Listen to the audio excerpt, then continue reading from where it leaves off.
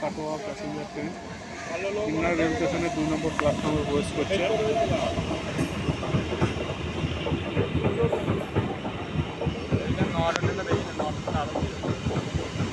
ওইটা অফিস টাইমে ট্রেন না, অফিস টাইমে যেটা পাসিং হয়ে যায় দুটো অফিস টাইমে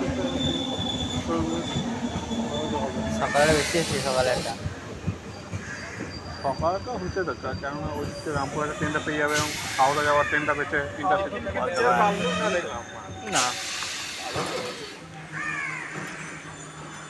আমুর থেকে যারা কাটে